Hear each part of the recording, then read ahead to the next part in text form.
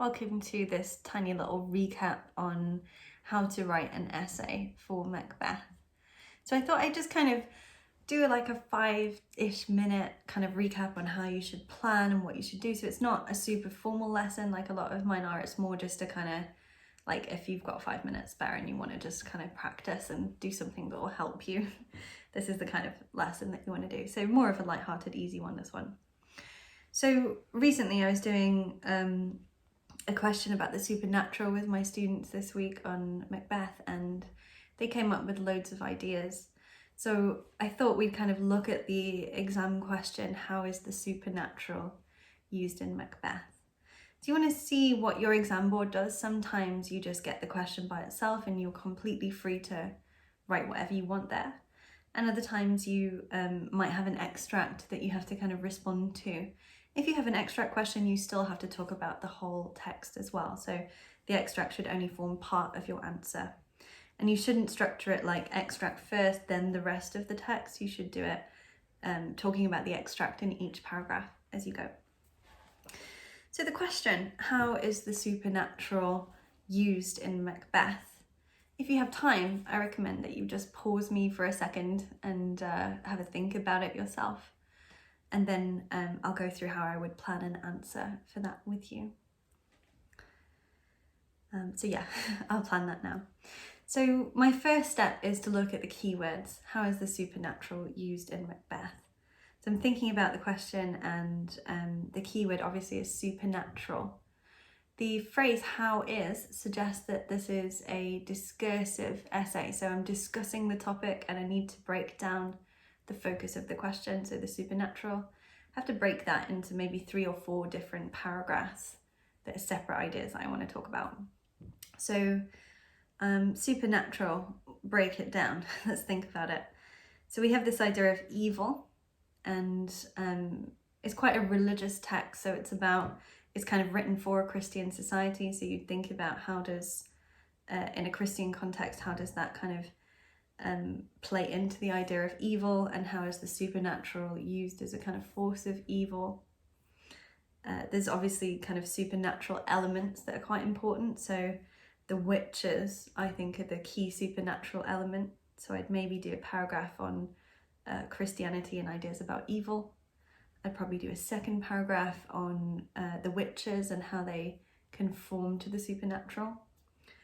There's other aspects as well that are quite unusual. So I think the hallucinations and visions are a third element of supernatural that is quite often tied to the witches, but it doesn't necessarily have to be. So there's an interesting debate about, are the visions kind of because the characters are going mad, are they starting to just see things by themselves, or are they sent by the witches? So you can get an interesting critical debate in that paragraph about visions. So he says, like, is this a dagger which I see before me, the handle towards my hand? So he can physically, Macbeth can see this dagger, and the handle is pointing towards his hand, like, you know, it wants to be caught by him and held. And you don't know if that's Macbeth going mad or if that's the witches projecting that image. Or Lady Macbeth, she says, out damn spot, out I say, and she's got blood spots on her hands, and you don't know, again, is this witches or is this is this a kind of like vision that she's getting because she can't sleep and she's sleepwalking and she's going mad with her guilt. So the fourth one, I think, maybe setting. I think there's quite a lot that's supernatural about the setting. So Macbeth is a proto-Gothic text, meaning it's not Gothic exactly because Gothic genre didn't exist when Shakespeare made it, but it's basically Gothic, like it sets the tone of what later Gothic texts are. So yeah, we have the sense of being proto-Gothic. It's getting darker as I teach this one, so yeah, I'm getting a bit freaked out here on my video because the light's about to go, but yeah, that's what happens when you teach Macbeth, so can't really do anything about it. Yeah, so it's proto-Gothic, the setting. It's got elements about it which seem almost unrealistic, like there's all this darkness, kind of like in my room right now, where light leaves the castle and everyone's kind of complaining and mentioning how dark it is and how there's there's no light there, and that's kind of symbolic of you know, the way that darkness or kind of bad influences can enter the world. So light and dark might also play a part of my paragraph 1 when I'm talking about evil and Christianity. And yeah, and you've also got things like when Duncan comes to the castle, he says this is a temple haunting martlet. So he's talking about this bird, and he's like, oh, it's kind of haunting the castle, and he's just sort of joking, and generally he's talking about how nice the castle is. He says it hath a pleasant seat. So he's like, comes to the castle where he's about to die, and he's like, oh, that looks nice. So yeah, you've got this kind of these foreshadowings, or these kind of suggestions and echoes and motifs associated with the castle of Macbeth that kind of hint towards evil and kind of mystical negative goings on. Yeah, so just as a quick recap of how I would structure this question, how does the supernatural get used in Macbeth? Probably paragraph 1 would be on Christian symbolism of good and evil. Paragraph 2 might be the witches and how they conform to the supernatural.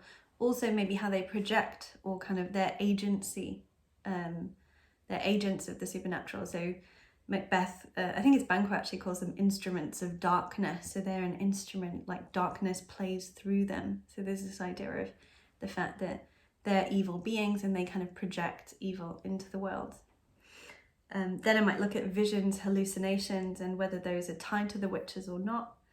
And finally, I might look at setting and the fact that the castle is quite a spooky proto-Gothic setting. So I've got 4 key ideas. They're all breaking down different angles of the supernatural there. And then I would come up with a thesis. So a thesis is basically like your main argument overall. So I think, if I'm kind of thinking for a second about what my overall point would be, probably, I think the way to tie all of these together is that the supernatural is always kind of a force of evil. And it's used to exemplify the differences between good and evil and amplify the tragic elements of the play. So the fact that it's a tragedy, that Macbeth, even though he seems heroic, he has some flaws. Those flaws are tied into his susceptibility to the supernatural and how easily influenced he is by evil. So when he's in a good context, he's a great warrior and he's doing really well and he's fighting for the king. And as soon as the supernatural enters, all of his good positive traits get twisted and they kind of get turned against him, because the witches are able to manipulate his greed and his power thirstiness, his power hungriness, and so on.